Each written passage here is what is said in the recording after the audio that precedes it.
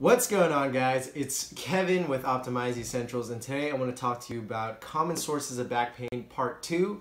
This is a series of videos on back pain and the common pelvic tilts, and today is going to be on the posterior pelvic tilt, alright? So if you haven't seen the ultimate guide on the posterior pelvic tilt, you want to make sure you check that out in terms of all the things that is going on when you have a posterior pelvic tilt and what you can do to fix it. This is kind of going over very briefly in a condensed version the reasons why you might experience back pain.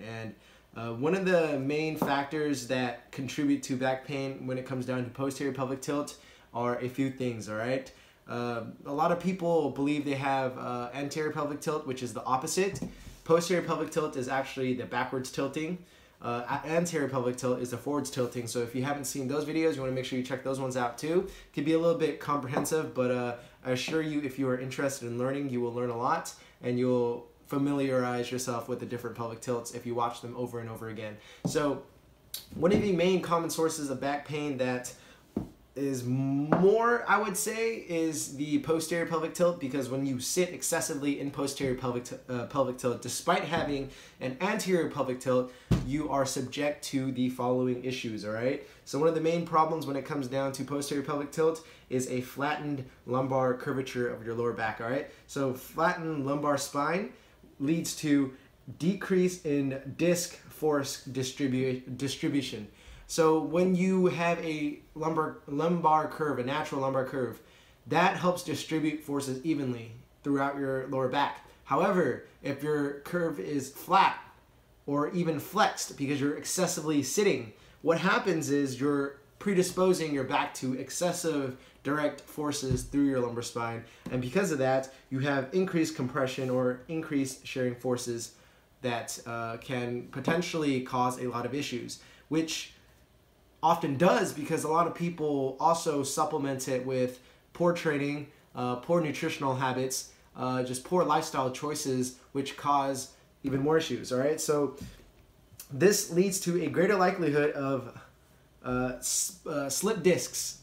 Slip discs, in another word, is herniated discs, so slash herniated discs, and pinched nerves. When this disc, okay, so let's say these are your vertebrae, right? These are your vertebrae. When one disc comes forward a little bit more, it could potentially slip forward because you're bending over, and then because of that, it could pinch onto a nerve. And that is how people have, you know, developed a bunch of pains that they can't exactly describe, because it's like a sharp pain that sits on this nerve channel. And then that's how herniated discs, if you look at pictures of herniated discs, you'll see an exact example of what I'm talking about. So that being said, one of the main issues when it comes down to lower back pain is posterior pelvic tilt.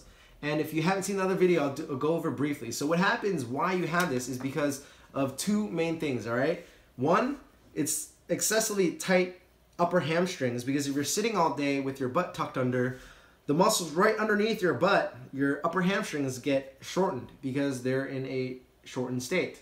And then if you sit excessively, some people, okay, if you have a different pelvic structure, which I also covered, certain pelvic structures will predispose you to different types of imbalances. Some people will get weak glutes, weak and elongated glutes from excessively sitting. Some people will get tight and potentially even weak glutes. Just because a muscle is tight doesn't mean it's not weak. So they might get tight, weak glutes, which contribute to that posterior tilting of the pelvis. And along with that, because the upper hamstrings and the glutes are so strong, what happens, it flattens out your lumbar spine, which is your lumbar erectors. And also, once your butt tucks under, if you think about it, what happens here is your core gets tight, most notably your transverse abdominis, which is this muscle that wraps around your spine, your lower back, to protect your spine.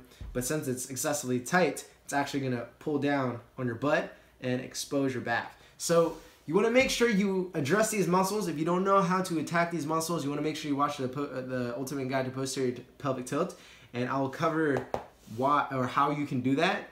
And yeah, this is part 2 of back pain, and I hope you gain something out of it. If you want some more help, you want to make sure you check out my program at optimizeessentials.com. It'll teach you how to assess your own posture, what stretches to do for your postural imbalances, and how to eat right for your body type, and how to work out so that you can have a solid foundation for fitness, and that you're not getting slip discs, herniated discs, you're not getting arthritis, excessive arthritis, because when this happens excessively, your joints are going to get an abnormal wear and tear and all kinds of funky issues. So you do not want that. So once again, it's Kevin, and make sure you like, comment, subscribe if you have any questions, and stay tuned for more videos to come, because I'm going to shed a lot of videos, or shed a lot of insight and awareness so that you can improve your knowledge on the human body. I'm out.